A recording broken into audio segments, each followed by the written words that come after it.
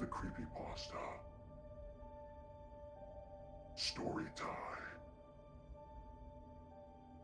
Tonight, during the midnight, we will be reading CREEPYPASTA stories. Don't be scared. I'm your host, Luigi. I will protect you. Nothing bad will happen to you. But these stories are here to remind you that you're alive. So sit back and enjoy story time. CREEPYPASTA stories.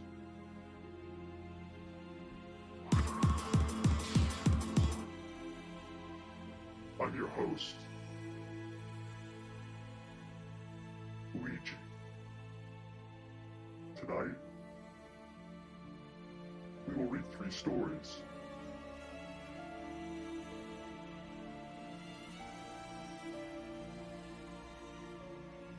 I hope you guys can hear me. Welcome to the stream. My cam is a little bit choppy. Got a little bit of web stuff going on. But we're going to do CREEPYPASTA tonight. We're going to have a lot of sound effects. We're going to read some scary stories. Hopefully my voice acting will be good. We have all kinds of sound effects. For instance, we'll be in a cave. Help! Or maybe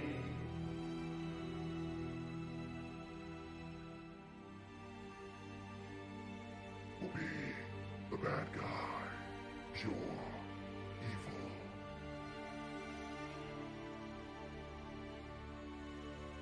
but it doesn't matter. Because I'll be your host tonight. And you're going to be safe with me because we're going to have fun reading some stories and acting it out. So please join the chat, join the stream. I've got some stories for us to read and not be scared.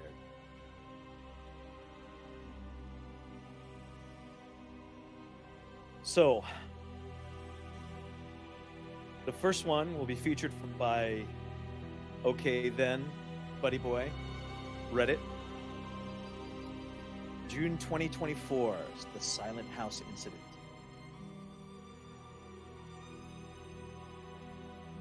We got a message here. Let's see who it's from. Hold on. About a bunch of upper-class bougie Frenchmen who decided to eat themselves to death. Thank you, John. Thank you for joining in and giving us your comment. No, it won't be about that. Only if you want it to be. Okay. Let's start this off. Let's turn down the music.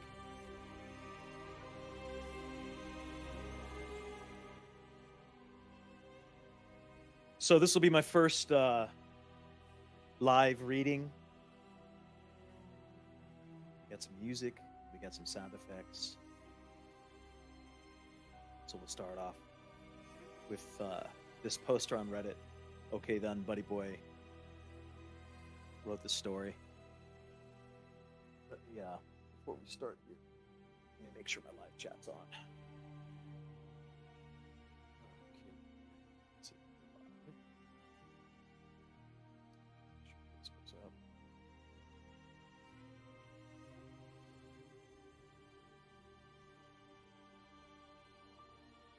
Okay, here we go, guys. Welcome, Jeremy. Welcome, everybody. We're doing CREEPYPASTA. Oh. Got too many digital things going on here. Okay, welcome to the stream. My name is Luigi. aka Brimleal. Tonight's story will be June 2024, the Silent House incident. It was late last summer, the sun relentlessly beaming down upon the small town of Greenseed. Reggie, 18, relatively short, with thick, black curly hair, deep brown eyes, and caramel complexion, was walking back home from a local convenience store. Exhaustedly, lugging a case of still cold sodas by his side. Given his athletic build, the weight of the drinks was not a burden. One moment here, guys. We gotta get this dark. Because we got some like poppy happy stuff going on. Let's see here. Spooky. There we go. Sorry.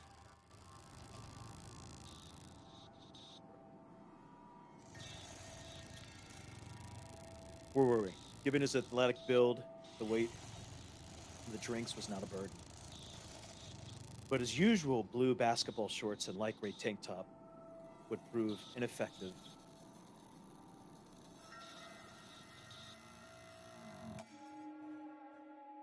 Let's see where we at. Ineffective.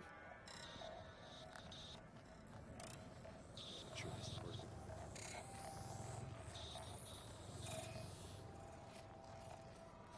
Okay, there we go. Back at it, guys. All right.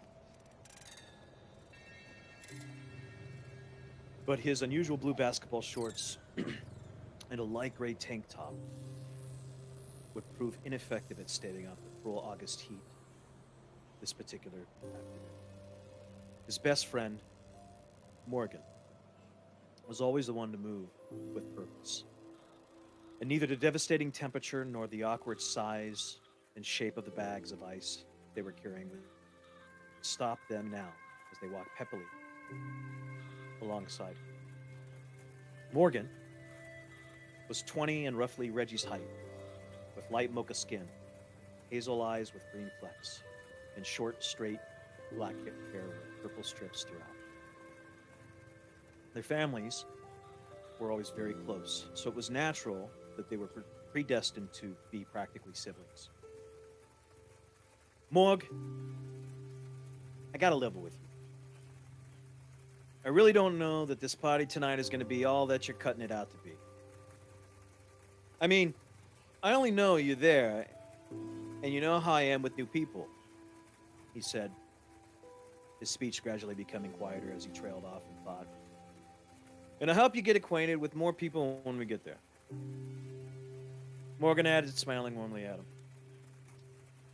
Reggie looked up, forced a smirk at them before his face quickly sunk back into his original state of puzzle.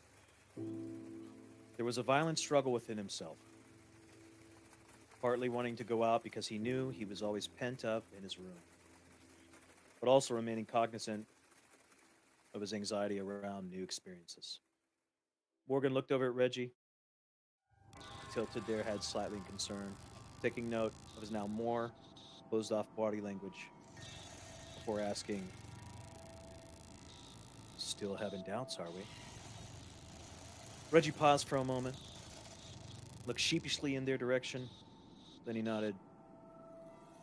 I mean, I know it was supposed to be good for me, or whatever, but I really think that if it was just you and me, I'd have so much better of a time. I bet you think the same thing. I do, Morgan acknowledged calmly, their gaze fixated forward. If I'm honest, our time together is less draining. But I promise, if you end up clicking with even one new person tonight, you're going to be better off for it. You know my goal is to get out of that shell you're in. Morgan then almost comically tried to move one of the bags of ice so that both of them were under one arm, but dropped it with an unceremonious crunch as it hit the floor. The two stopped for a second, looking down at the bag defeatedly before returning their gaze to one another. Morgan shook their head quickly before a soft smile came back to their face as they put a hand on his shoulder and said reassuringly, "Look, I don't want future Reggie to be all sad and stuff. It's better to try and get you out of the dark than it is to keep wallowing in it all the time." "Right," Reggie replied with a chuckle. "But why do you always have to compare my social skills to being in the dark? I think of it more like being in this," he said as he gestured towards the sky. The two approached Reggie's front yard after what seemed like hours of walking, and Reggie fumbled in his pocket for a few seconds before pulling out his key and opening the door. The instant they stepped into the house, they sighed relievedly as the full air conditioning surrounded them. Morgan immediately speed walking toward the fridge to get some cold water for the two of them. Reggie set the sodas down on the marble counter and then he continued, "Being out there, sure, you get the vitamin D," and he stopped, looking down pensively for a moment before continuing, "Whatever else is good for you when you go outside. But for one thing, you stay out there too long and you're going to get burned. For another, well, how nice is this AC? How nice is this AC?" He grinned smugly, taking a seat at his small wooden dinner table. "Well, you might have a point there." Morgan laughed before raising their plastic cup to him and drinking it all in a single gulp. "I'm not saying I'd stay here in here forever. Obviously, we need to get some social contact. But isn't that what I have you for?" he asked before emptying the cup in one large swig. "Well, sure, but..." They started to respond before their phone rang up. They put up their index finger as though to say, "Give me a moment," while raising the phone to their face and scurried into the next room. Choosing not to pay attention to Morgan's half of the conversation, Reggie instead got up to get a refill of water. Looking down at his phone, he opened his local news app and looked through the top stories. Gallingly, as soon as he tapped on the story to read more, an ad popped up to read, "Top 5 reasons why going to parties is good for you." Unamused, he went to the X to close it, only to have somehow missed it, bringing him to the article. He stared forward with a blank expression, knowing exactly what was coming next. One of those stupid ads that's short enough that you can't skip it long enough that it's infuriating. "Get Nova Bright, the new military-grade light bulb for your home. Right now, buy one and get 3 absolutely wow." Reggie muttered quietly to himself. "It's almost like they make these things so that I never want to partake in their business." Morgan came back into the kitchen, patting their pockets to make sure they had all their belongings. "Alrighty. Well, I gotta run to the store to get a couple things for my mom, so I'm gonna be back in a few hours to get you for the big event," they singing-songingly announced. "Okay, I'll be here, I guess," Reggie answered, trying to sound hyperbolically enthusiastic before breaking character and laughing a bit. "Oh, and one more thing. Come look at this." He stood up and walked over to Morgan, holding his phone out when he got to show them the ad. They laughed and in a bad impression of a cartoonist ghost said, "The universe is telling you to leave this house." Ugh. Wriggling their fingers toward him as he backed towards the door, giggling and exiting with a lively, "See you, Rich." He laughed to himself as he locked the door and went down the hallway to his room. Tough choice. I can either leave the comfort of my home in the name of some proverbial greater good, or I can try to stay here and be infinitely more comfortable. Huh. As he lay down in his bed to browse his phone some more, he exhaled in disappointment when the first thing he saw after putting in his code was the article from before. Fine, I'll go for a little while. but if it's as lame as I'm expecting it to be, I'm freaking out. It was about 4 now, and he had about 3 hours until Morgan would return. So he decided to take a nap, all for about 30 minutes of his time. He woke back up at the estimated time. Startled, it was already dusk. Looking over at his digital clock, he said, "Good, right on schedule." He tiredly searched his bed with his hand for his phone, and he turned its flashlight once he found it so he could turn on his room's main light. He flicked the switch, and a yellowish light filled the room. He winced slightly at the sudden brightness, but he managed to adjust his eyes. Do it as soon as he shuffled his bathroom to brush his teeth, fix his hair. His phone buzzed. Oh, it's Morg. "I'll be there in a sec. You ready?" Like hell I am. He made his way to the kitchen after getting dressed, sending a text to his parents' group to chat. Let him know he's heading out. Not looking where he was walking while typing, he hit the he hit the light switch down with his elbow. Damn it. I hate this part. He looked up, expecting there to be a faint light from his porch coming through the small glass panes in the door, but then he saw what was complete blackness. Taken back, he turned his flashlight to illuminate his path. Maybe the porch light's out? He took a few steps back, feeling along the wall for the light switch. Couldn't seem to find it.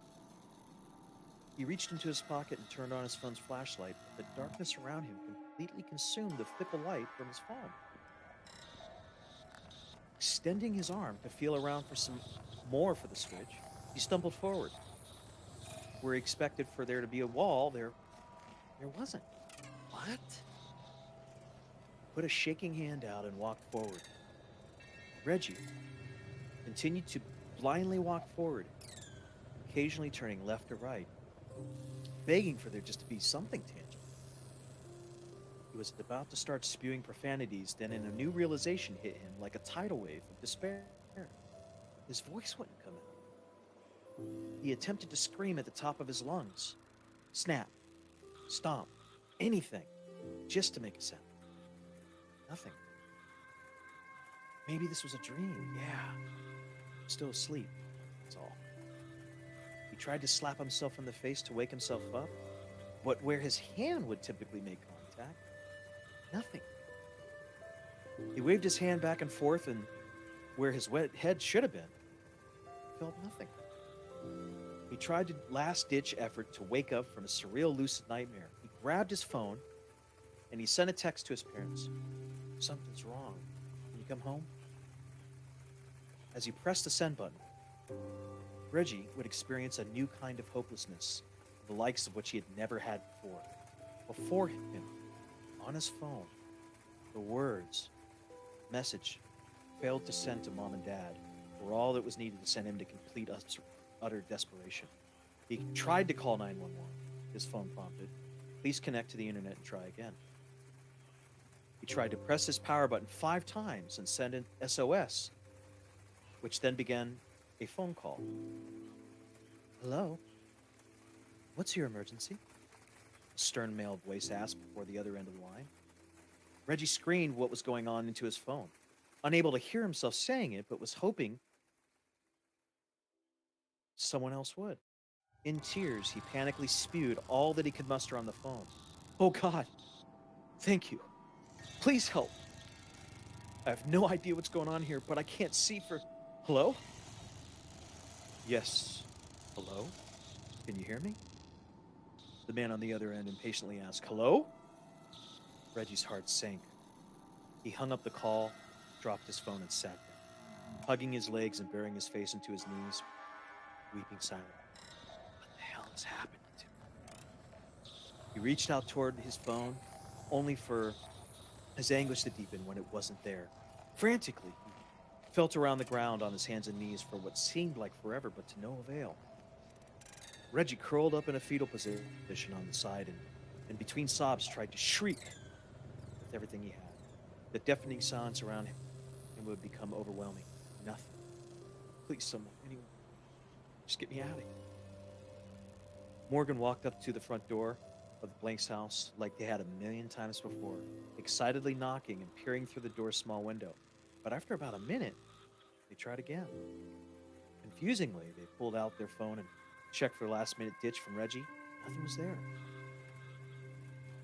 Huh. The light's on. So somebody's got it. They knocked a few more times and continued to get no response. And calling Reggie just sent them to voicemail.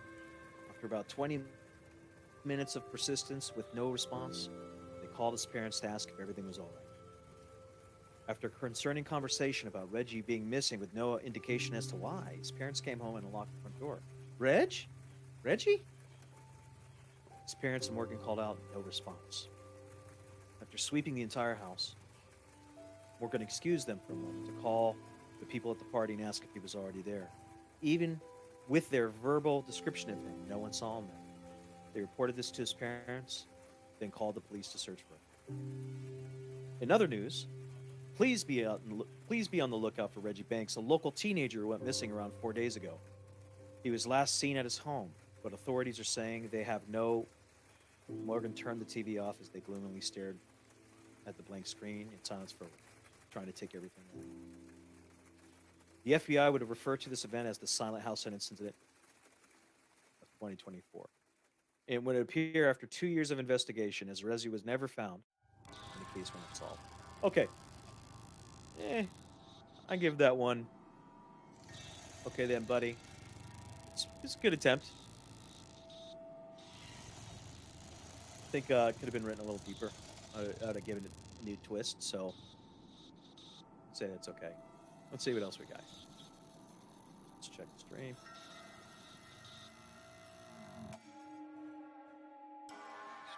See if we missed anything. All right. Let's go to the next one. Sam.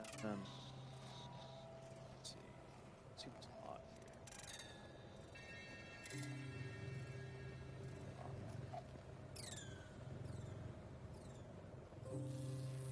Kind of creepy.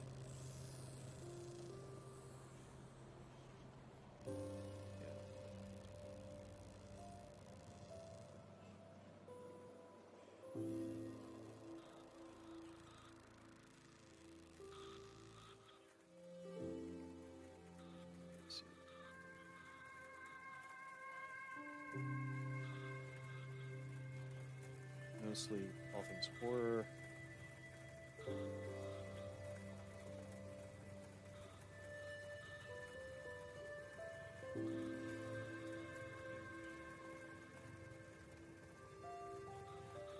Maybe we'll stop. Creepypasta June. Creepypasta story. Let's. Where? Let's see. Real quick.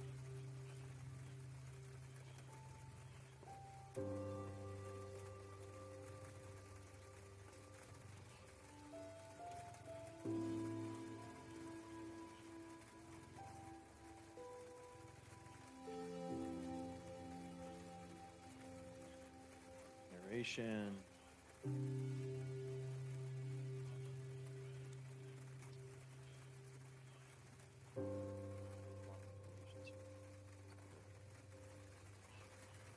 I've always been a sucker for horror.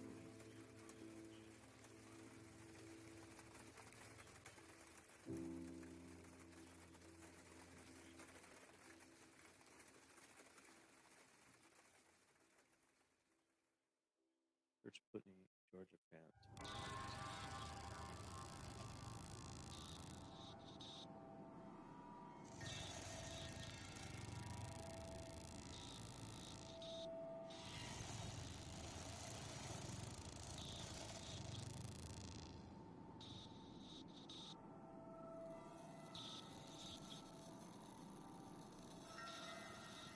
Got nothing else to do.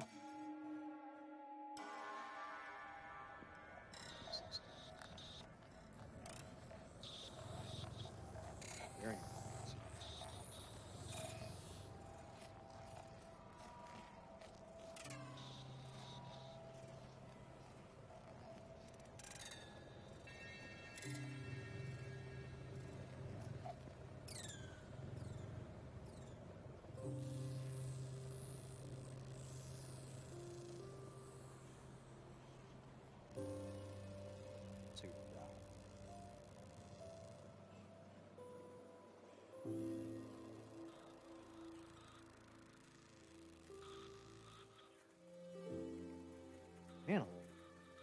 lot of narration. Let's see.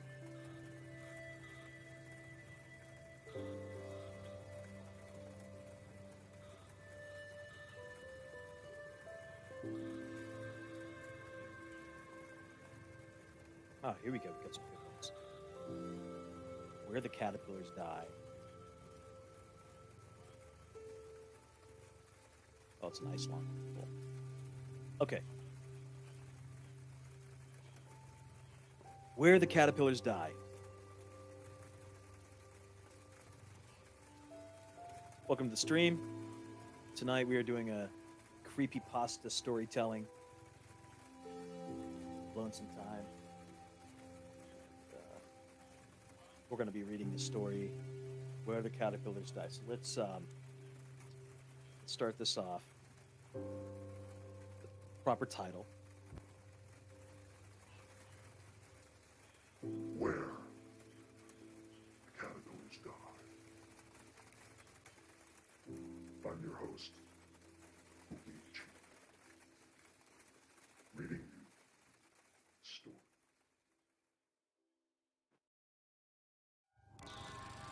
Okay, guys. Here we go. Fear is only as deep as the mind allows. My mother's favorite idiom. Growing up, she never hesitated to use it against my childish fits, whether I was upset about sleeping alone in my bed or trying to convince her there was only an Oni in the closet.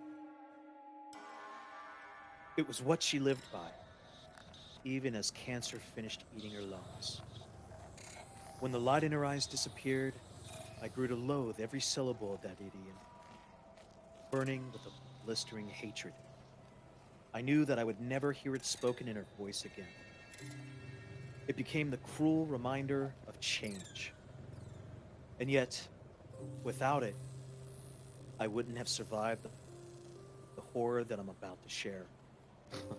It's funny, though, how something you've rejected for half of your life can turn out to be the only thing holding you together.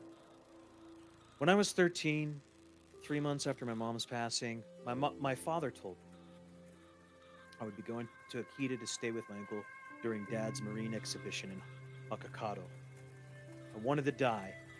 Not literally, of course, but only about as much as I wanted to die in the dentist chair before needles slid into my gums. But this pain wasn't going to be quick pinch. It was going to last for the next week.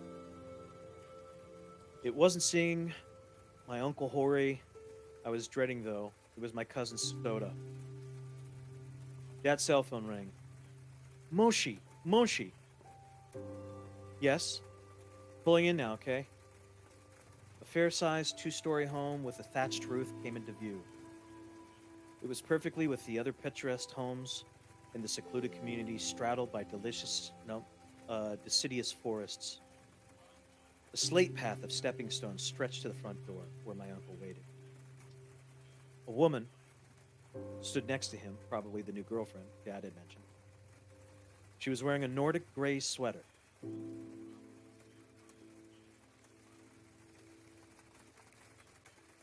About time. Corey called. Hold on 1 second, guys. Sorry. I was trying to do the female voice. Corey called us out. We pulled ourselves out of the car. Did you get lost or something? My father closed the car door. Maybe if someone knew the specifics of this address better.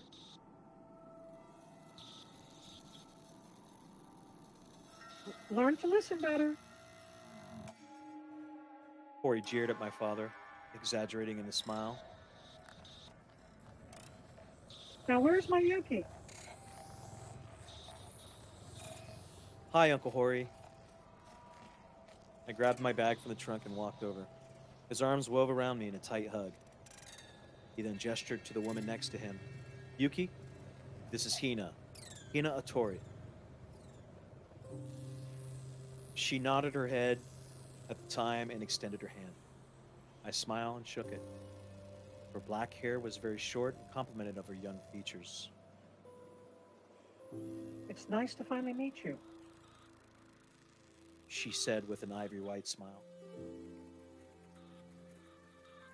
You'll be staying on the upper floor, second door to the left. Corey said. Soda's room will be right next to it. Go say hi to him. I wandered upstairs and found the guest room while my father caught up with his brother-in-law. Although my uncle and his ex-wife had separated months ago, the room still had Aunt Mackie's decor scheme. A tiny space full of bright, vivid colors and furniture that screamed dollhouse, her special touch. I imagined an unblinking eye peering in around the flowery curtains and shuddered. The entire house had probably looked like this at some point before the divorce finalized. I plopped my bag on the tatami floor and sighed. 1 week, my thoughts grow. Just a week, right? The door beside mine was the restroom, which had a sign on the floor. Sign on the door. Broken.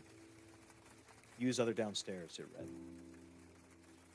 Next to what was most likely Soda's room, I stepped up to the door and stood there for a bit. I knew that it would be rude to not at least say hi to him, but I couldn't help hesitate. My cousin wasn't rude or overbearing person, but his obsessions were evil. We were going to be 14 this March, and our birthdays precisely a week apart. The majority of my memories of growing up with him involved his eerie fascination with insects. At family gatherings, he would often be outside interacting with any creepy, crawly little thing he could catch. But Soda wasn't the type of kid who enjoyed pulling off the bug's limbs or pitting them against each other in a plastic container deathmatch. He preferred to treat them as friends. He gave them names, voices, different personalities. All he was missing were tiny clothes. While he collected insects, I ran from him. That was the gaping chasm that separated us. I didn't doubt that it was his latest collection of new friends waited for me behind his door. So.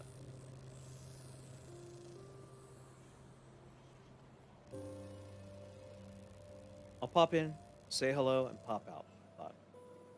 As I was about to knock, I heard a muffled conversation on the other side. Soda was already talking to someone. Just as I decided to say hello later, he said, "Come in." I did so and shut the door behind me. The inside was dark, very dark, save for the bright laptop screen outlining a seated body. A few streaks of sunlight peeking around the floral curtains. "You can turn on the light," he said with a distracted awareness. "Sure, Your Majesty," I sighed, flicking the light switch. After the darkness melted away, I saw the hanging scroll paintings and the mounted pieces of calligraphy that covered his walls. As expected, several diagrams of different insects' anatomies joined them. A framed picture of Aunt Mackie sat on his desk. Situated on the table below his window was a miniature cherry blossom tree with missing branches. Sharing the space, next to it, was a foreboding glass terrarium. Upon hearing my voice, he turned to look at me. "Oh, hey," he said quietly, rolling towards me on the chair's caster wheels. We gave each other a tight 2-second hug. He then returned to his laptop to shut it off. "I saw you pull in. I wasn't sure you'd come by." I shrugged. "It sounded like you were already talking to somebody." "Oh, that was just my mom," he replied in the same monotone. "She Skypes me from her trip whenever she has time." "Well, where is she?" I asked. "Europe. She's touring France right now." "Oh," he suddenly cried with spontaneous eagerness, catching me off guard. "Do you want to meet somebody?" He rolled his chair towards the window and ushered me to follow. He was no doubt referring to the glass container. Pop in, pop out, my thoughts reminded me. Just pop in, pop out. At that moment, I wanted to tell him that I wasn't interested, but the words never reached my mouth. It didn't take much to hurt Soda. His feelings were like pieces of paper mache living in a world of knives. Instead, A measly, sure, wafted out. I'd feel awful that I'd feel awful destroying that ray of excitement on his face within the first 5 minutes. As long as I didn't have to touch anything, there was no immediate problem. As I joined him at the window, repulsive images were already firing off.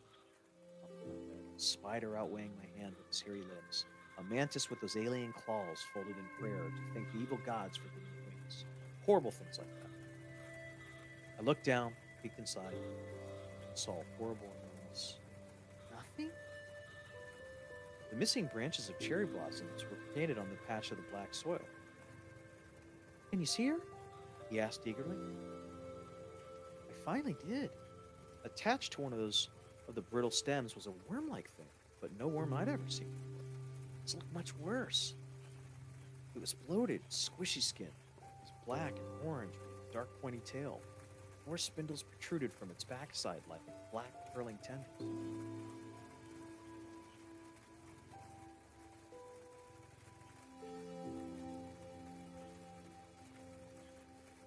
From its backside like black curling tendrils. Goosebumps puffed up my arms. Fear is only as deep as the mind allows, my thoughts repeated reluctantly. Her name is Kodami. She's a Braham caterpillar. Soda lowered its finger an inch from its chewing mandibles. When she turns into a moth, she could have a wingspan of up to 7 inches. How do you know she's a he? Sorry, I got that wrong, guys. How do you know it's a she? I just do, he shrugged. Want to hold her? They don't bite. No. I'm good. I said, promptly backing away. Just the thought of that thing's rippling, squishy mass touching my skin made me want to die again. I tried to think of anything I could say just to change the subject. So what do you think of Hina? I asked. The smile melted. Dark cloudiness replaced his enthusiastic look. He bit deeply into the skin of his bottom lip. It was clear I had accidentally struck a nerve. Before I had the chance to apologize, he answered me, I don't know. Mom isn't gonna like her when she comes back, though. I wasn't sure what he meant by that. You mean after a trip? He looked right through me and tightened the left side of his face to a smirk. Yeah, after a trip. I finished unpacking and waved my father goodbye as he left for his new venture, leaving me to sulk over mine. I spent the rest of the day killing as much time possible with the books and handheld games I brought. When that wasn't enough to sedate me, I wandered around the tea garden in the backyard.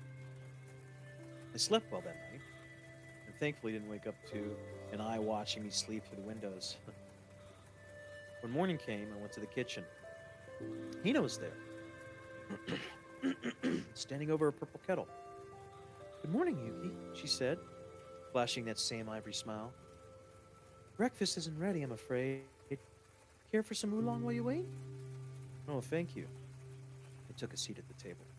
The aroma of dry roasted leaves graced my nose.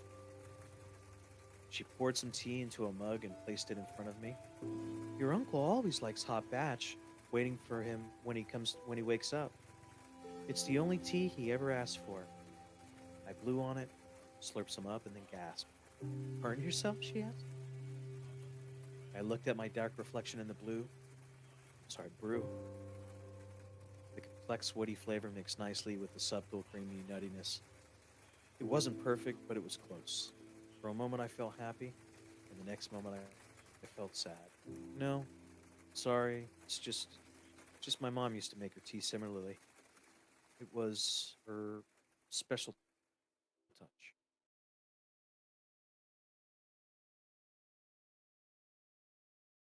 Let me make sure we're good here, guys.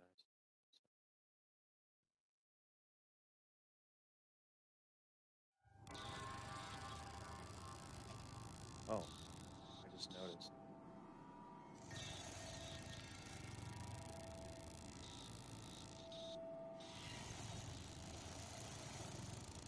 It's not.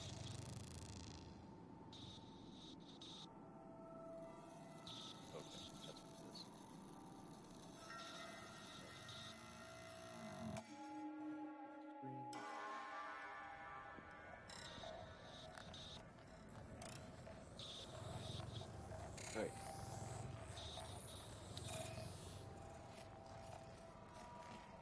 So I'll take off. So I felt sad. No, sorry. It's just my mom used to make her tea similarly. It's her special touch. And who do you think showed her how? My uncle said, strolling in while. Oh, I see. It's the uncle. Okay. And who do you think showed her how? My uncle said, strolling in while Hina preemptively handed him a cup. He smacked a quick kiss on her cheek. We blinked at him, but Mom said she had a secret method. Well, he grinned at me. She may have perfected it, but I'm the one who gave her the idea, mind you. I don't think ours will ever be as good as hers, though. His grin faded. Sort of then walked in and poked his head into the fridge. Hey, kiddo. His father greeted him. How'd you sleep? Hina asked. He didn't answer, just muttered under his breath. Would you like a cup of... No, he interrupted audaciously.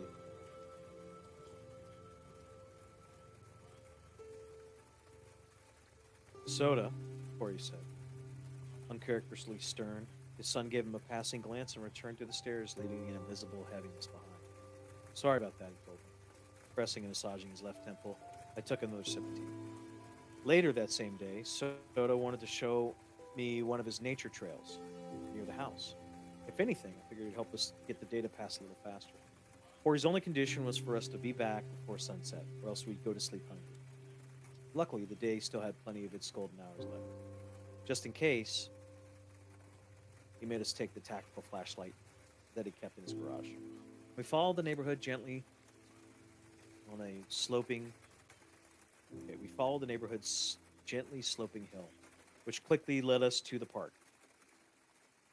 Behind its empty playground was the trail entrance, a boardwalk that cut through the old-growth forest. A cold breeze sighed between the beech tree canopies. Soda whistled every time he heard it. The wooden path brought us to a bridge hovering over a small creek. The moss floating over the surface smelled like fertilizer, the kind our janitor used on the school lawn, only much more pungent. Before I had the chance to cross, Soda's hand clamped on my wrist. I want to show you something cool. His eyes suddenly had that electric eagerness again. What is it? I asked cautiously. In one swift moment, he leaped over the wooden railing and walked headfirst into the foliage. Come on! His voice whipped back at me. Really? I groaned angrily and sluggishly followed. What else was I supposed to do? The sheer lack of a distinct path to follow made me nervous, but it appeared he was following the creek. Some gangly saplings crunched under my shoes. No matter how many times I tried to coax him back to the trail, all I'd get was one of his whistles harmonizing in the wind. We came across an abandoned railroad track. It was, for the most part, buried beneath a bed of weeds. Whatever route its ancient metal and wooden ties had once followed now belonged to the underbrush. A rusted rail spike was jutting from its iron harness like a snapped bone. I thought maybe this was this the cool thing my cousin wanted to show me? Until he stepped over it and continued. The treetop thickets above us darkened the area. Less and less sunlight slipped through. Piles of dead leaves everywhere. The occasional bell-shaped mushroom poking out of them. Trees were different, too. The bark was covered in a sunken dead cankers. Slimy brown ooze eased out of them like pus or popped zit. The visual made me cringe. I didn't like it here. It was cold. It was different. The air felt stale and dead. Here, Soda said, finally breaking the awful silence. A torii gate stood over us. The sort of gate you'd find leading to a Shinto shrine. This large structure was held flimsily together with decaying wood. The horizontal crossbar connecting with both pillars had a tablet caked in slime mold around its center. It's impossible to read. It was honestly a miracle that the gate was still standing. Beyond it was a set of rocky steps covered in fuzzy orange clusters that led up to the hill in disorganized mess. I found this place 2 months ago. Don't bother asking how I did it. It just happened. It's where I met Kodami. Your caterpillar, I asked? To which he nodded. I clamped my nose shut to keep out the musty smell of wet socks and rotting cedar. Okay. He showed me. Can we head back now? Not yet, he answered, and began hiking up the rocky steps toward the top of the hill. I followed, losing my footing a few times on loose patches of dirt. Situated atop the incline was a large dead tree. I clambered to the top and joined him. The foul odor infecting the air was stronger up here. He pointed at something in front of us. A sculpture stood at the front of the loathsome tree. It was clearly a naked woman, roughly the same height as one, too. Her copper skin was dark and coated with a film of green residue. Spiny black cactus with red and black spindles covered with the majority of her body. Her disturbingly thin neck was bent to the side as though broken. Not just that, her mouth was open in a tooth-baring grimace that displayed a set of uncomfortably realistic teeth and gums. The tight skeleton-like arms were digging their fingers into her chest, portraying great agony. "Watch this," Soda whispered. Clutched a small rock and then tossed it at the sculpture's leg. The road clacked loudly against it. Okay, let me get some scary things. So,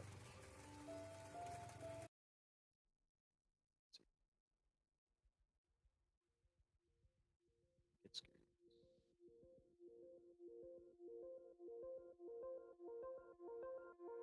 Sculpture's skin started to move,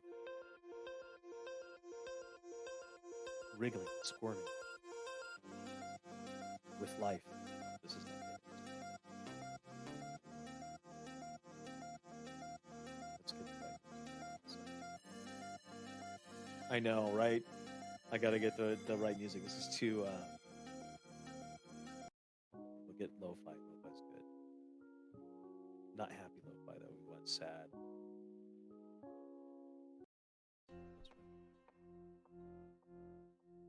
Well, and the thing is, copyright music, guys. I think we can get away with this. Yeah. Okay. The sculpture's skin started to move, wriggling and squirming with life. Slime, spiny objects had mistaken for catkins, caterpillars, swarms of them, all writhing over each other, tight, jerking clumps. They wormed out of their eyes, her mouth open, her ears everywhere nightmares could reach. I staggered back and then fell over, nearly sending myself spine first down the hill. My heart leaped to my throat. My muscles tensed and refused to move. I wanted to scream, but I couldn't. I wanted to run, but I couldn't. All I could do was let the deafening static wash out my thoughts. The static always came when fear started to blossom. I couldn't turn to any fight or flight instinct buried within. All I could do was freeze. Eat your heart out, natural selection. Ramen caterpillars. Every last one, Soda muttered. They all come to the sculpture, lots and lots of them. But none become moths. They just die sooner than later. He wasn't wrong. The ground at the sculpture's feet was riddled with their dried, deflated bodies. Kodami didn't want to be here. She wanted to come home with me. His eyes then scanned the small corpses. What kind of caterpillar would never want to come fly to? What kind of caterpillar never wants to fly someday? He sighed and lifted his sleeve to itch his arm. Something was written on the skin. Before I could read it, he tugged his sleeve back down. He turned to me and smiled wildly. It's getting dark. We can head back now. We made it home just before the peak of sunset. Hina was cooking teppanyaki, the cornerstone of our love, said Uncle. Unfortunately, she didn't join us to eat any of it afterwards, which Soda seemed cheerful about. For the last few weeks, Hina had been experiencing spontaneous episodes of feeling unwell. Sometimes she felt better in minutes, other times it took hours. The food looked great, but my appetite had shriveled up and crawled away. I couldn't stop thinking about the woman, the horrible woman, drowning in a living, wriggling coat. I tried to push the thought back, useless. That god-awful image wasn't going anywhere. Later then, I dreamed that I was back there, standing in the abandoned shrine. The woman's grimy face and broken neck faced me. Her mouth started to move. Yuki, a hushed voice saying, "Where are you, Yuki?" The voice was cruelly familiar. I gasped, "Mom?" "Yes, Yuki," she whispered, crooned. "I miss you." "Mom!"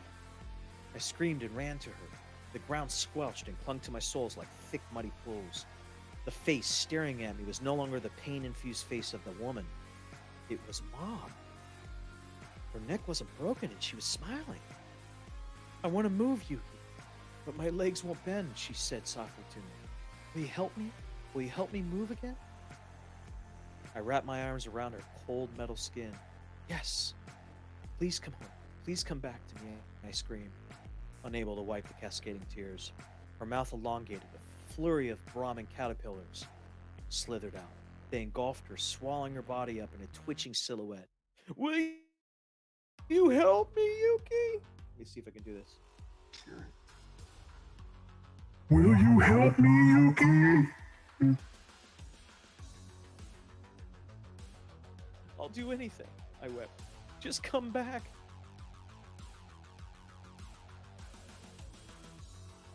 Mommy will come home. But first you must let me in. Let me breathe again. Let me move again. Let me inside. "Yes," I blubbered, thoughtlessly digging my hands into the mesh of larvae and pulling out 2 meaty handfuls. They struggled and jerked in my grip. All at once, I forced them into my mouth. Their flexible, squishy bodies popped between my teeth. Their spindles cut into my gums and the roof of my mouth like dentist needles. Bitter, slimy flavors covered my tongue as I choked them down. I startled myself awake, looking wildly around for a few blurry seconds. No shrine, no caterpillars, just cold sweat and a miserably tight bladder. Climbed out of bed and walked to the next door. The "Please use downstairs" sign mocked me. Still not fully awake, I groggily stepped downstairs and crossed through the dining room to reach the west bathroom. After relieving myself, I washed my hands and headed back. But this time I froze. The lights were on. Hina was sitting on her knees at the dinner table. It had been 2 or 3 in the morning by then. Why was she up so early? I thought. I passed by her, intending to apologize if I had woken her up. Something wasn't right.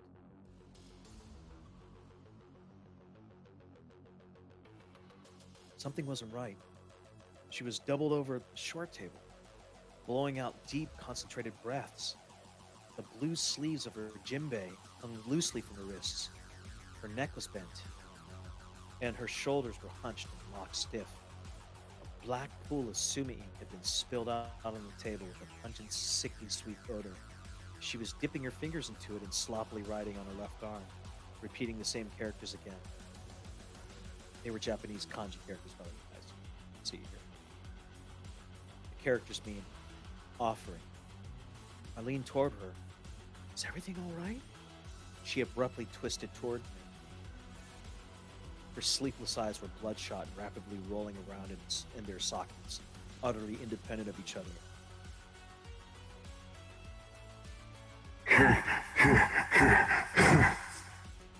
She croaked grimacingly, a toothy smile. The wall touched my spine before I realized I was backing up. Hina stood up, and her neck slumped to the side and hung there. She turned to me, eyes swiveling like a chameleon streak of saliva dripping down her chin, and slowly approached. Her legs seemed rigid as she clumsily forced them to bend, like a puppet learning how they work. I pressed further against the wall, wishing I could fade into it. My mind was saying, "Run!" but my muscles rejected the order. The static was taking control. "Just scream," my thoughts echoed. "Wake someone up, just scream." Her wet fingers grasped my wrists. She leaned forward, her musty breath smelled like old, used mothballs, and pressed a finger towards her lips. She let me go and tugged awkwardly to the front door, there where she disappeared into the night. My trembling legs dropped to the floor. I'm not sure how long I sat there trying to take back control of my sporadic grasping, gasping, and disabled motor functions. Once I was able to feel my legs again, I rushed into Hori's room, nearly giving me a heart attack in the process. Hey, what's going on? He jumped up in a drowsy panic. I told him what had happened, showing my wrist smeared with the black fingerprints. He pulled himself up and wandered into the dining room. The black pool of spilled ink was coagulating on the table. Hurry reached into his pocket, pulled out his phone, and dialed the number into it. From the front door came the vibrating buzz of a cell phone on the floor. Hina's cell phone. He picked it up and glanced at me, concerned. Did she take her car? Before I could answer, he was already checking the garage. The car was unmoved. I heard him curse under his breath. I'm going to take a look around. Stay here in case she comes back, okay? I nodded to him and sat down on the stairs while he got dressed and headed out with a flashlight. He'd come back shortly after, flustered and empty-handed. She isn't anywhere close by? Let me make a quick call. The call was to the police. An officer came by. Shortly after the call, his barrel-shaped chest protruded out of his dark blue uniform. He had dry, scabby lips that screamed for chapstick. My uncle talked with him while I waited in the kitchen, washing the ink off the wet cloth.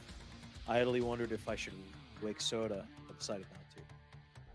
The officer came in and asked me some questions, one after the other.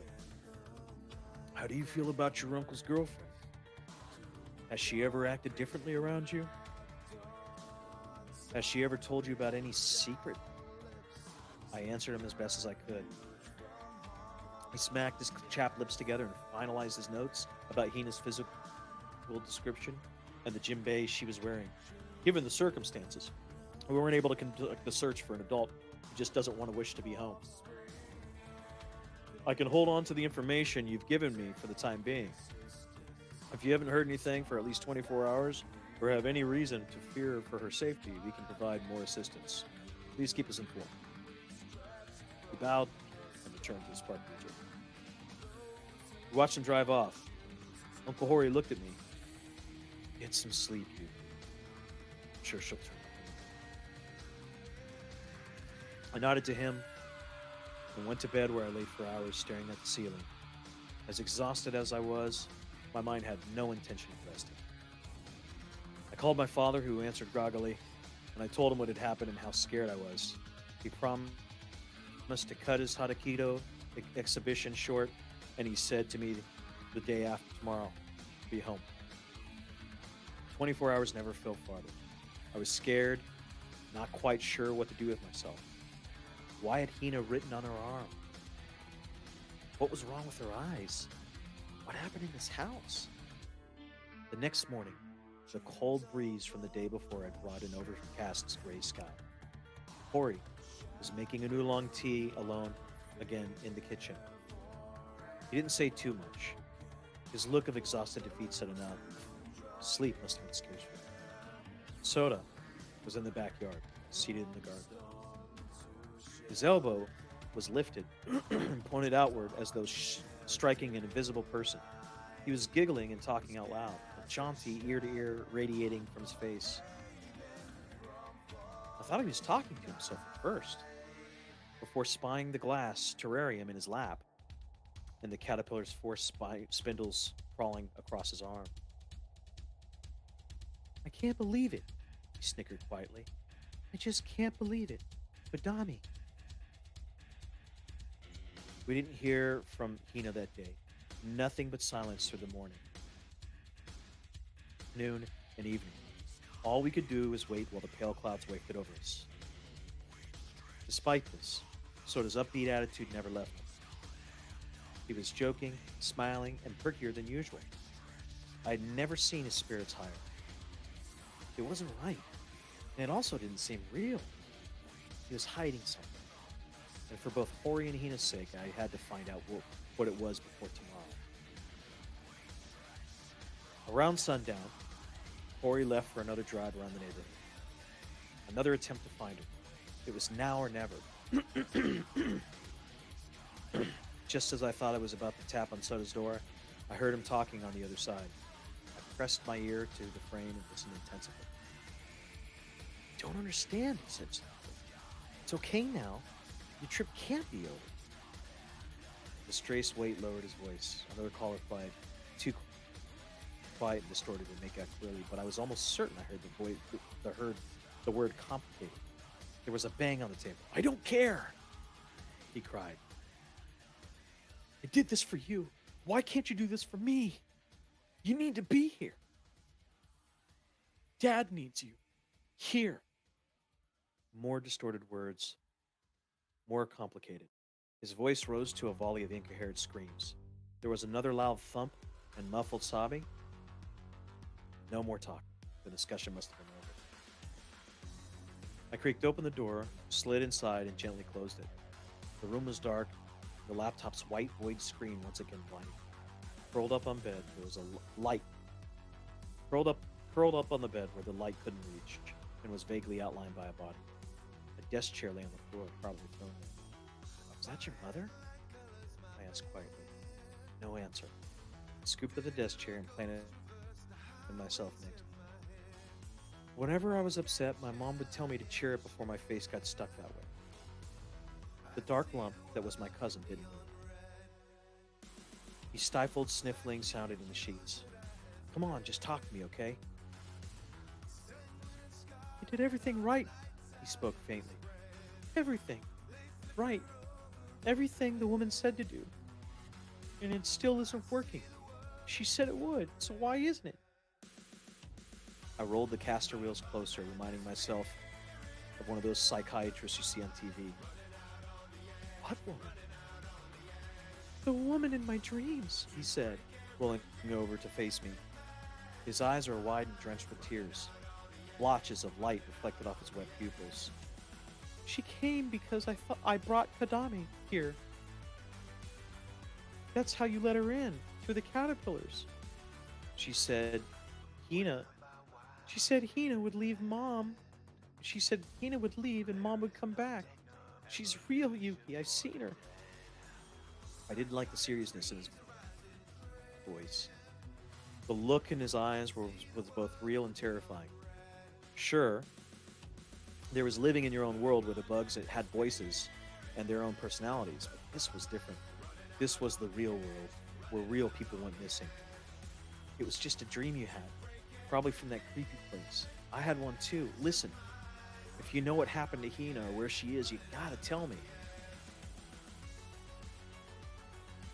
Abruptly, in a whirlwind of speed, he leaped out of bed and paced around. Words in flaky dried ink were written down his arm.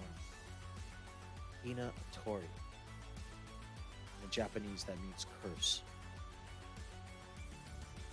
The woman is a liar, and that's why it didn't work. She came because of Kodami. So if I take Kodami back, then maybe she'll leave too.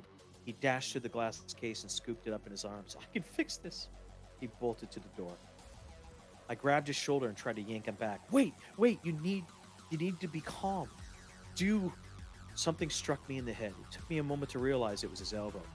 Pain throbbed in my temple and blush rushed to the forming goose egg. My knees buckled and dropped to the floor. I could hear the sound of feet pattering and squeaking open of the front door. Hot tears left dark blotches on my shirt. I thought this was about Hina. I thought about oolong tea. I thought about the mom. I'm sorry, I blubbered prettily to myself. It felt like I was losing her all over again.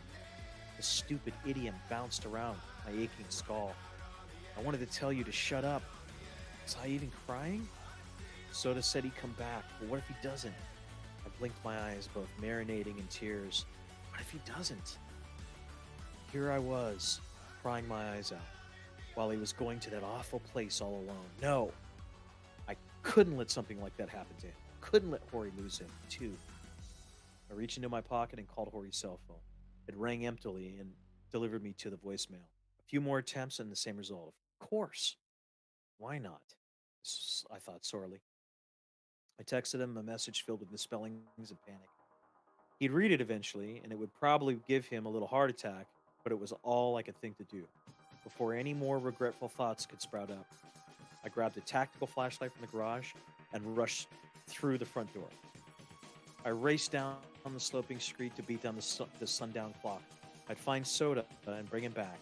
Then there would be no more need for hysterics. I hope so. I crossed the empty playground and reached the trail entrance.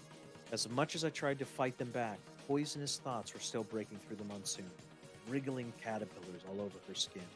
I pressed on, trying to ignore them. Her slender brokenness.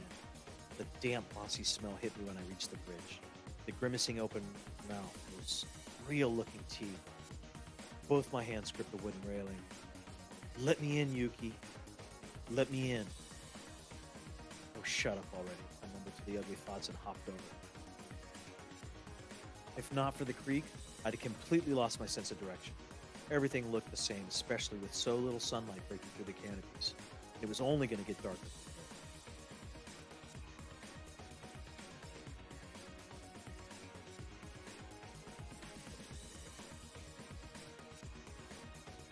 Something metallic crunched under my shoe. I reached the abandoned railroad tracks, still no sign of him. Though he must have already crossed. Something also felt different about the tracks. Like something was missing. Regardless, I pushed forward. The forest was losing what that little light it had left in the day. My eyes played tricks on me, meshing the branches and shrubs into monstrous shapes. Then I saw Soda, hunched over against a tree. He was breathing heavily, clearly exhausted from the run here. He pressed the glass terrarium, carrying his precious cargo, into his side. I quickly caught up with him. Are you done running away now? He didn't raise his head. No. I still need to take Kadami back there. I rested my hand on his shoulder. It's getting dark. Your dad is going to be worried about us. You think he still needs that on his plate too? Please, Yuki. He lifted his red, weary face. A thread of spittle dangled from his mouth. Just let me do this first. I have to do this. Then we can go back, okay? Why not just squish the thing and be done with it? He shook his head. She'll come back. I don't know how, but I know she will. I took her out of that place, and now I have to take her back. I sighed deeply. The thought of wrestling him all the way back to the trail and then dragging him back home sounded miserable. It'll be quick, all right? Yes, he said with exasperated release and started walking again. I'm sorry I hit you. I didn't mean to. It's okay. I'll just have to get you back later. The shrine gate, in all its decrepit glory, was waiting for us. One second, guys.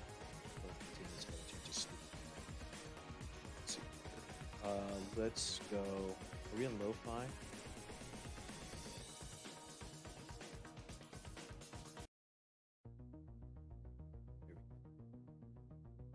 right. Let's make sure.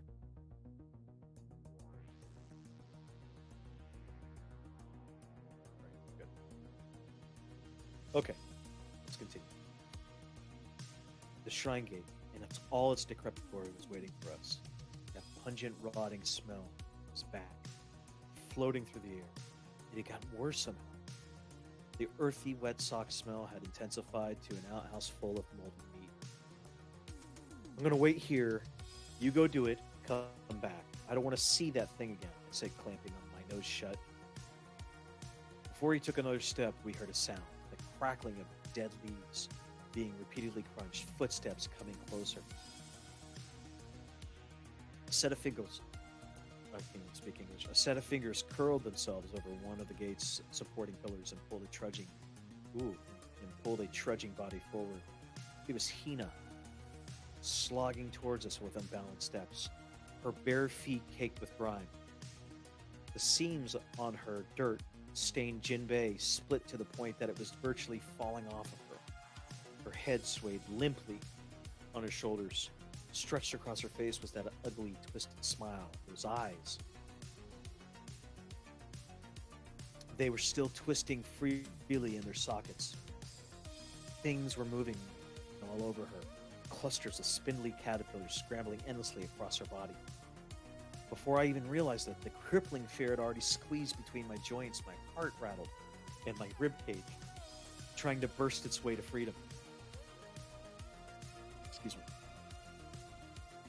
Soda stepped forward, dropped to his knees, and in front of her he was saying something, but it was difficult to hear anything over his deafening static. Sorry. Take back. Didn't want this. Hina clenched a handful of his hair. He screamed and struggled in her grip, dropping Kodami's terrarium into the dirt. She breathed stiffly in croaking moans like, K, K, K, K. from behind her back. Her other arm lifted, brandished her dirt-caked fingers was a rusted train spike. This isn't real.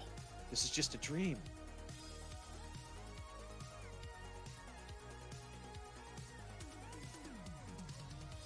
No, it isn't. No, it isn't. I'm somewhere safe, somewhere else. No, you aren't. A scream broke through. Is that... Is that Soda? Yes. Someone is hurting him. Yes. I have to help. Then you're going to have to move. Before even realizing it, I had fired into a sprint. The dazed muscles in my legs were pumping like steam-powered machinery. I was scared, absolutely terrified. But it didn't matter. I was moving. My mother's idiom rang off in the walls of my skull, guided by her voice. Fear is only as deep as the mind allows. I swung the tactical flashlight. Its toothed head met Hina's face. It splattered a caterpillar on her cheek into a blue-green paste. Her neck swung back with a loud grunt, and although she stumbled a bit, her fingers still clenched Soda's hair. Three bloody wheels opened on her still smiling face. Put her back. Soda yelled, battling Hina with his small fist. Put Kodami back. All rationality was gone. Maybe he was right. Perhaps everything would turn back to normal. The terrarium was lying on its side. I ran toward it and shined the flashlight inside. The caterpillar was crawling along the tip black soil. I tucked the flashlight into my jacket pocket and cupped the small thing in my hands. I couldn't believe what I was doing. The feeling of the small, grubby legs tickling my palms sent shivers down my spine. As I ran for the gate, Hina swayed in my direction. Her fingers unhooked from Soda's hair. She hurled herself at me with shockingly burst speed.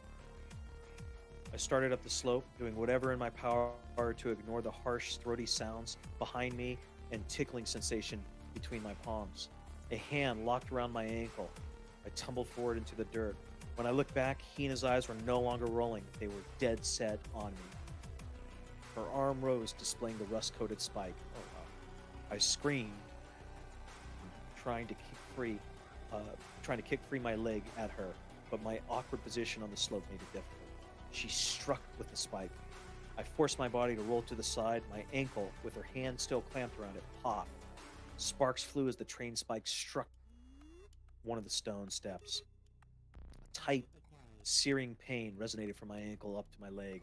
She had made a guttural cackling sound and hoisted the spike again, but this time Soda was behind her. The glass terrarium held over his head. He smashed it over her, sending a fine spray of glass and grime everywhere. Her grip slackened just enough for me to escape. I pushed off my elbows and got back on my feet. I trekked to the rest of the way up the hill, fighting through the sharp pain in my ankle. The sculpture was waiting there for me below the lonesome rotting tree. Its frozen grimace matched Hina's perfectly, only this time there wasn't a single caterpillar on its flimsy green skin. Hina tromped up the hill as I staggered to the sculpture. I wasn't sure what to expect. Would this even do anything? A horrible guttural scream came out of her as I forced the caterpillar between the sculpture's realistic teeth and into its coppery gullet.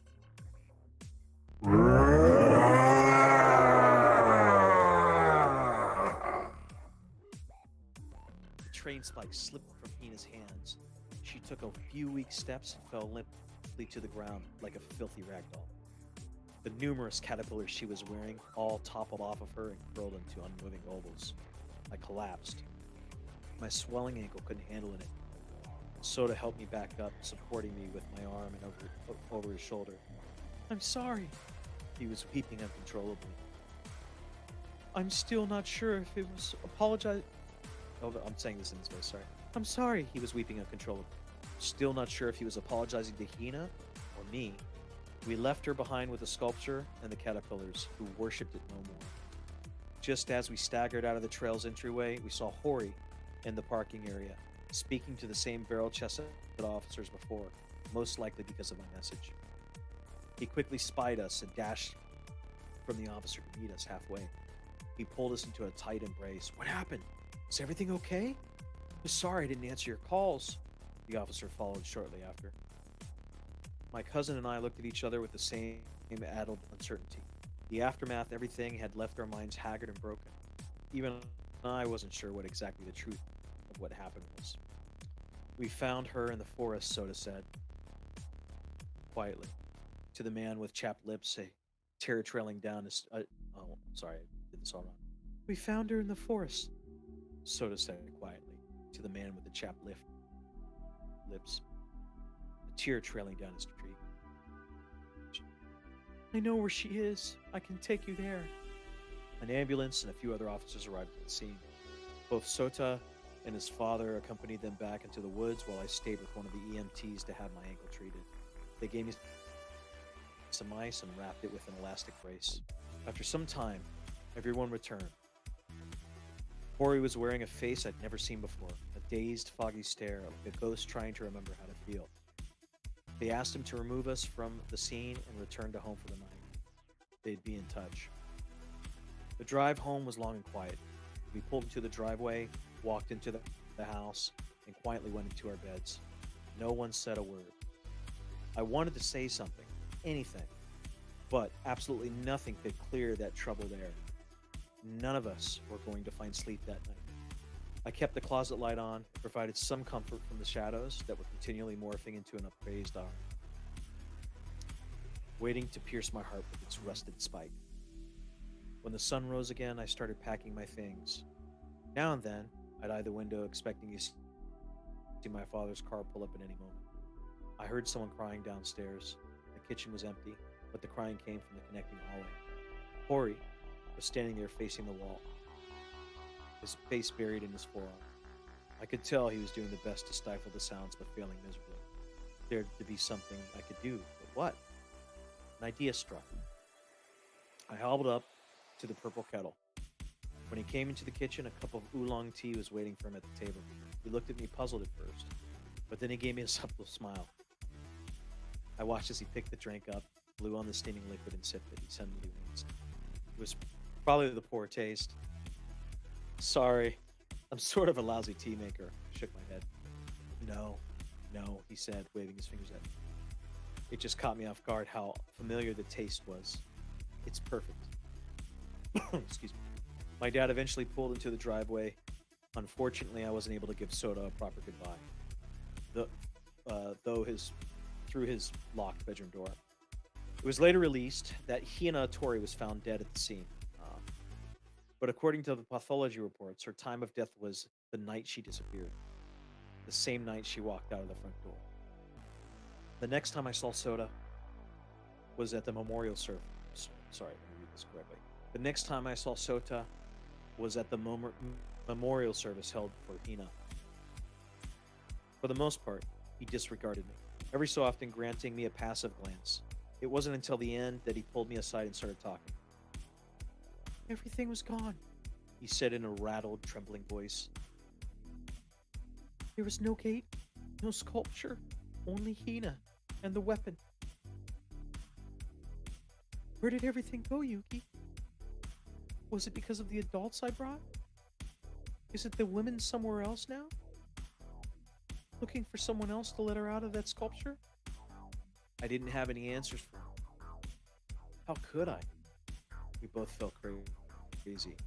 We probably were both crazy. But there was no denying the horrors I'd witnessed that night.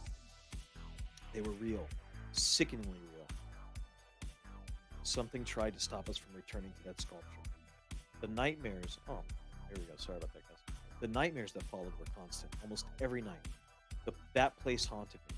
The Torii Gate choked with slime mold, the rotten pus bleeding trees. The woman barring her open mouth grimace, the place where the caterpillars went to die. Without my mom's idiom, the fear of falling back to sleep would have caused me to collapse mentally. But progressively, the nightmares became less and less frequent. I guess even bad dreams can go bored off of their hosts. Oh, I'm sorry, I said it wrong. I guess even bad dreams can grow bored of their own hosts.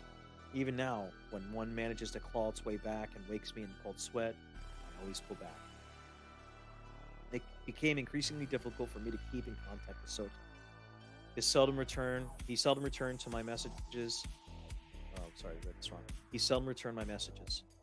Hori mentioned to me that his son had been seeing a therapist on a regular basis, most likely to help him cope with the dark guilt on his shoulders, reshaping it, making it easier to chew up. Regardless, he'd have to live with it.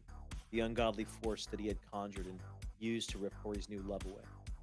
All for the sake of keeping his father from moving on. I changed a lot since the last time I saw Sota, but how much didn't strike me until recently. I was typing a last-minute essay, trying to beat my midnight deadline. Something fluttered in my peripheral. A large moth had flown in through the window. 2 intricately patterned eye spots on its wings resembled skulls. Its black and brown body was robust. I didn't know until later that it was a Brahmin moth. Taking an interest in the light from my computer monitor, it whiffled over and landed on the screen. It was so close that I reached a finger out and touched its feathery antenna. It was kind of cute. It was good.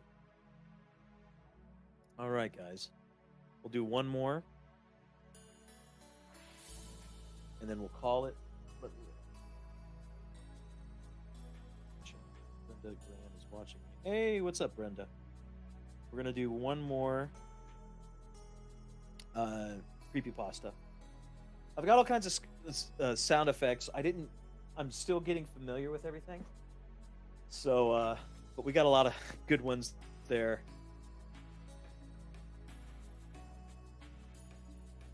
You're all gonna die. Okay. All right. So let's go look at another one. This was a good read. Let's go to top right. Journal of Decay. This gauges. Here's my stories. The Woman. Journal of the High Psychopath. The Devil's Toy. The Wool. Every year on my birthday, I have to die. Oh, every night I'm stopped at a roadblock that shouldn't exist. Let's see. The Rental. Let's see. If you're armed and at the Glenmont Metro. And if one of you guys want to, if you see a story here that you want me to read, just let me know. The Last Pine Barrener. Ben Drowned. The Murder That Saved My Life. My Stalker, He Who Wanders.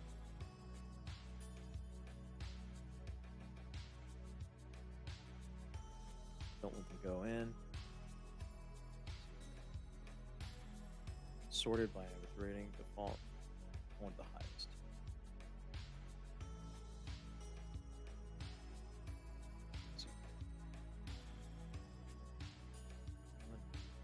Okay, Journal of Psychopath. Devil's Toy Box, The Wool.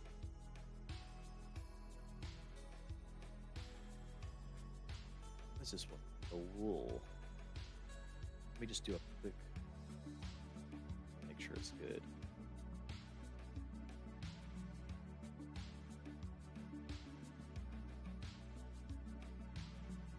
Terrible. Make sure the ending's gonna rock. Well, that story that I read was good.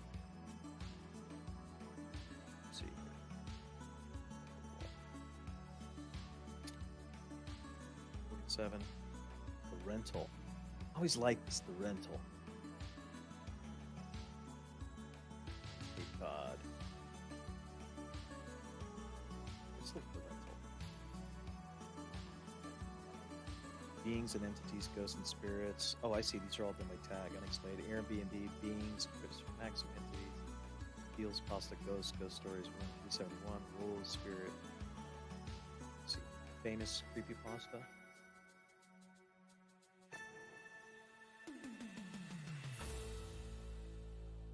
Background, Canal Cove. Gateway to Mine, Eyeless Jack. Oh man, these are. I know, since these are rated very well. Let's see what tags there are.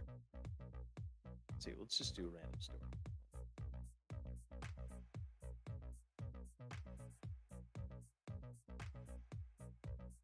Okay, we're going to read this one, The Permian Killer. Start off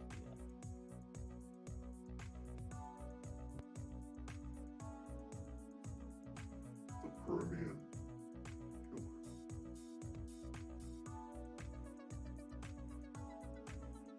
All right, here we go, guys.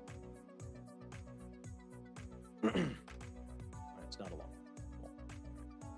Final story, and we're calling it a night. Ever wanted to meet an extinct animal? Once you've heard of my story, you might want to think twice about it. Ever since my childhood, I had a huge affinity with dinosaurs and other extinct animals. Whenever a movie or documentary about the subject was to be aired or announced, I quickly looked it up and watched it. Series like Jurassica on the Discovery Channel, Walking with Dinosaurs and its spin-offs, Walking with Beasts and Walking with Monsters on the BBC and Prehistoric Park, and Primeval on ITV. Movies like Jurassic Park, Dinosaur, and even Land Before Time. I watched all of them, at least as many of them as possible. But I digress. This fascination for these ancient creatures inspired me to study paleontology. After years of studying and researching, I achieved my dream and I got a job at the Natural History Museum where I did my internship as a head paleontologist. At one point, I led a fossil hunting expedition in South Africa after the museum got a message from a befriended farmer who had stumbled on a fossil-rich sediment layer full of beautifully preserved skeletons of late Permian megafauna upon his land. In case you're not familiar with Permian megafauna, at this point in Earth's history, life on Earth was at the edge of the greatest mass extinction event the planet has ever known. Around 250 million years ago, over 90% of all life on Earth was wiped out, causing the planet to nearly be devoid of all life. The dominant life forms were a wide variety of strange reptiles, some of them paving the way to the rise of mammals in the late Triassic period, about 40 million years after the Permian Triassic mass extinction. The idea of having an exhibition on life in the late Permian sounded tempting, and not many museums have exhibitions like that, so after months of preparations, we arrived at the quarry. Some of our finds included a group of 5 Scudatoriuses, an Estimenios, I don't even pronounce that, several Dionomonts, and a beautifully preserved skeleton of a large Gorgonospud. Don't know how to pronounce that, well, but we won't waste time. Here we go. The 20-foot-long predator only missed a few teeth, some metatarsals, ribs, and vertebrae, and a part of the lower jaw, but otherwise it was good as complete. I was really excited to find all these extraordinary creatures in such well-preserved state. These specimens could tell us a lot about a flourishing world before it plunged into an apocalyptic disaster of biblical proportions. After excavating the fossils for nearly a month, they were ready to be wrapped in a cast and to be shipped off to the museum. But before we could leave, an old skinny black man appeared. He looked like he could be the village fool. In a heavy South American accent, he said, Please, I beg you, leave these fossils where you found them. You disturb their spirits. If the remains are removed, their restless souls will haunt you. As you could guess, I'm not a very spiritual or religious person. I'm a scientist who wants to learn more about a long lost ancient worlds and the amazing creatures that inhabited them. I shrugged off that crazy man's warnings and went back to the museum. Now, months go by, and during that time, the fossils we dug up in South Africa were unpacked and cleaned up from the rocks they had rested in for the past 250 million years, and a brand new wing was built onto the museum to make room for our new Permian exhibit. After 15 months, the new exhibition room was ready to be opened to the public. It was a huge success. That day, the museum was visited by over 500 people from not just our own hometown, but from across the world. Even the befriended farmer whose land we found the fossils was invited to see the results of our hard work. As you go into the exhibit, you'll first encounter the 5 Scudiosaurus skeletons, looking like they were searching for new feeding and breeding grounds, followed by impressive Astemulikid skeleton posed like it was a roaring hippopotamus. The Diacostodonts were posed like modern-day prairie dogs, making them especially popular with the kids. And in the middle of the exhibition was the pride of the museum, the majestic salon of the Gorgonospid. The missing parts are reconstructed from clay and were painted in the same deep brownish colors as the original fossil bones so they wouldn't stick out like a sore thumb. I was having a blast to see all these excited faces, but that quickly dissipated into nothingness when I saw a familiar face in the crowd.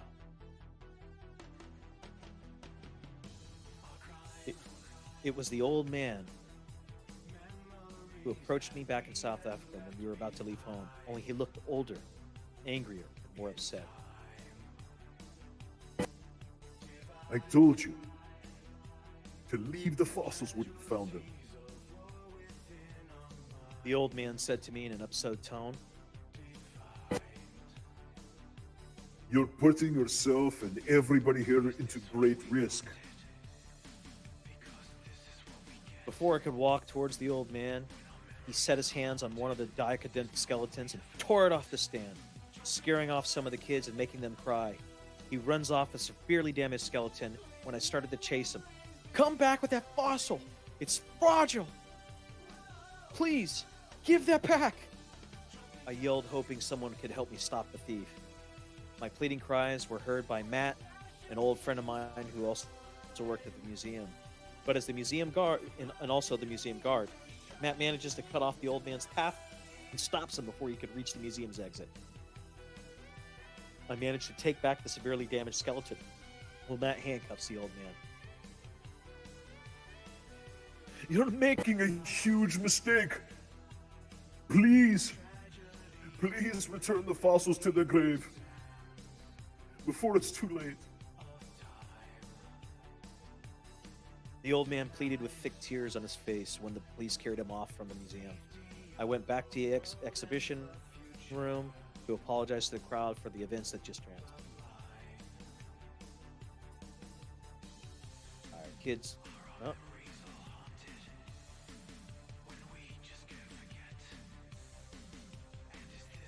You there? Sorry, we got disconnected for a second. Make sure we're good.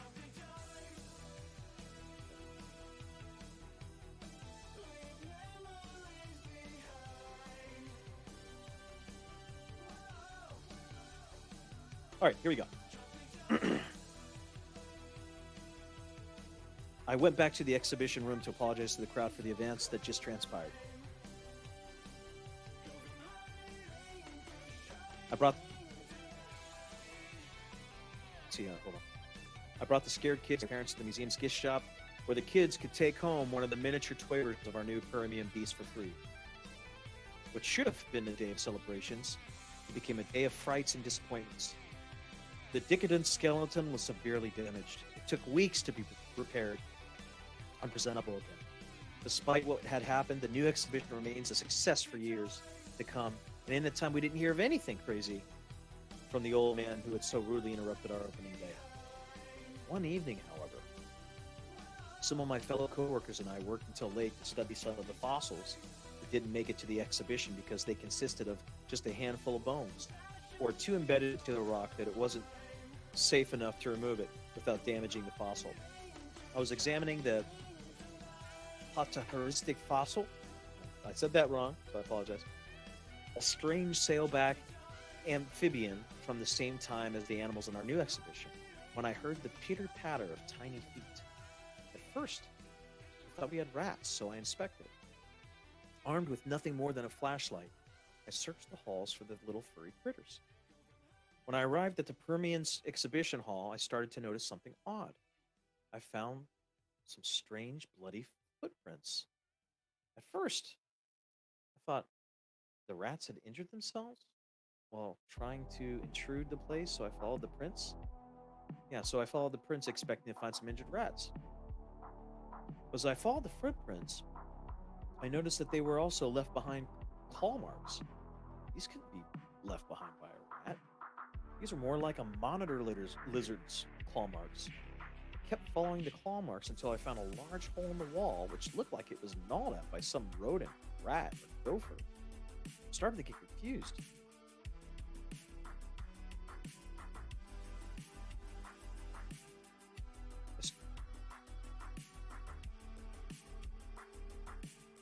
Sorry, guys. Internet goes in and out here. It's living in Washington. This area sometimes gets internet lag. Here we go. I started to get confused. No animal alive today had a combination of monitor lizard's gait and being able to gnaw like rodents. When taking a peek in the hole, I noticed something moving. Because it was so dark, I couldn't make out what it was. I grabbed the flashlight and I had on my belt to have a proper look, but it spooked whatever was hiding in the hole. Before I knew it, the mystery creature bit my hand, leaving a large gash. When I had a clear sight of the culprit, I was surprised to see it look like a pudgy lizard with tusks and a beaked mouth. It was a Dickadon, a living, breathing Dickadon. Soon, more Dickadons came running out of the hole, hearing the distress call of the one who bit me. One of them had some walking difficulties, as if it had recently got injured when it was roughly handled. That reminded me of an incident with a crazy old man who tried to steal one of the Dickadon skeletons on the opening day of the Permian exhibition. When I realized that detail, I rushed to the Permian exhibit, and to my shock, the Dickadon display was empty. Fossils come back to life? No, it couldn't be. What was going on? Was the old man right about disturbing his spirits while we excavated these fossils?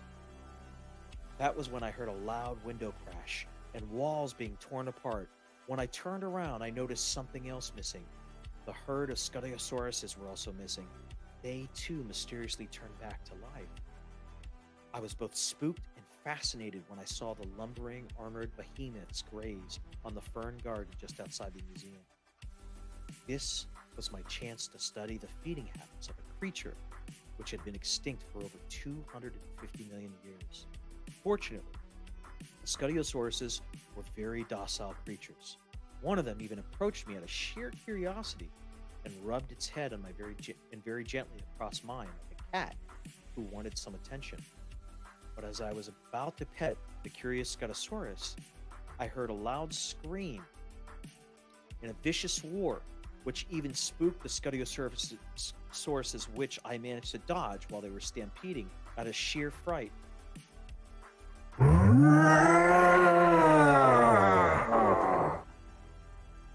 When I hurried back inside, to my horror, another fossil was missing. The highlight of the exhibition, the giant Gorgonosapoid, which we nicknamed Hades after the Greek god of the underworld, came back to life. I heard another scream, which I recognized as that of my friend Matt. That huge predator was chasing Matt. I hurried as fast as my legs could carry me, but I realized that it was too late when I heard my friend's blood-gurgled cry when I finally found the beast. It had already torn off Matt's head and crushed his ribcage, showing the ribs sticking out and his organs spilling all over the floor.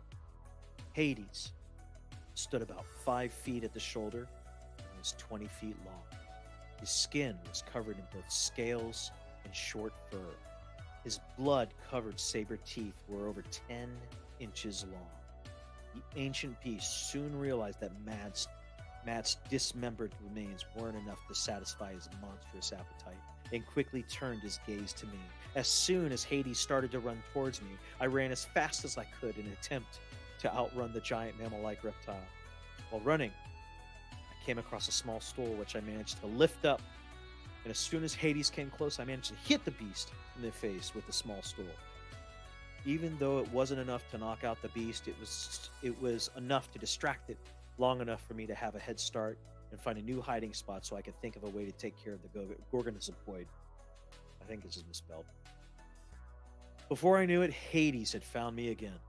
He must have smelled the blood from the wound I got when I was bitten by one of the Digodonts earlier tonight. Again, I ran as fast as I could.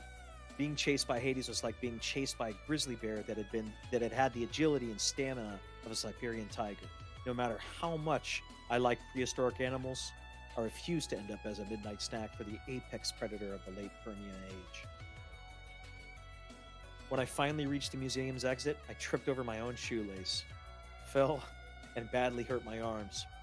Before I could get back up, Hades had already placed his right front paw on my chest and slowly scraped his claws across, leaving severely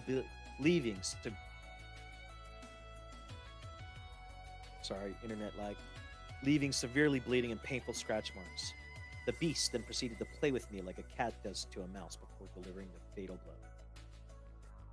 I had a chance to escape again when Hades didn't pay attention to me, but before I could get back up again, Hades pinned me to the ground and crushed my spine in the process. The last thing I saw was a gigantic head of the predator staring at me with a furious look on its face, and when suddenly his mouth made a speaking motions. Sorry. You should have left us in the rocks when you had a chance. No, I'm doing this wrong voice. You should have left us in the rocks when you had a chance. But you just had to dig us up. Hades spoke in a clear and terrifying South American accent before making a final roar and tearing me into shreds. The museum was closed for good after the horrendous night, and the remaining objects were moved to the other institutions across the country. The Digodonts, the Scutosaurs, and Hades disappeared without a trace. But if you listen really carefully at night, you might hear the beast roar, searching for its next meal. That goes out to Michael Gilson. I wonder when this was written. 2018. Okay. Oh, well. That was an okay story. Wouldn't say it was my favorite, but it was good. Let's see if this works here. Right. Oh yeah, it's totally off. Fix that real quick. Might as well fix it now. There we go. Sorry. So anyways, guys, that is it for Creepypasta. I think the middle one with the worm was pretty rock and roll. I enjoyed that one. Well, I might do this a couple times a week. We'll see how it goes. I'll get better with the sound effects and the reading. This is my, of course, first time doing this. But I listened to Creepypasta. A great podcast to listen to. Let me get some liquid here. Is the No Sleep podcast. They have a lot of voice acting and sound effects and a lot of cool stuff like that. So if you ever get a chance to want to listen to something cool, Google No Sleep podcast. It's on Spotify. Any podcast kind of thing, just Google it. Should be up there. Well, I'm calling it a night. Thank you for tuning in. And yeah, that's it, pretty much. If you find some cool creepypastas that you want to have read, let's see, I'm sorry, I gotta do this right. Hold on a second. This is red. Sure. Let's go. Let's go. 1 second. I'll fix this one time. Fix it good.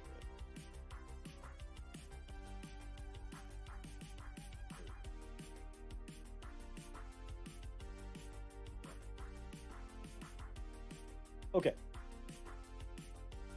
Find a story that's cool. You want me to read it and add some sound effects to it?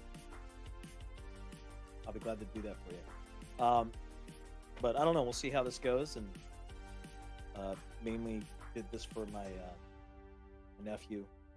hopefully he gets a chance to hear this. And Lucian, if you're out there, don't be too scared by what I read.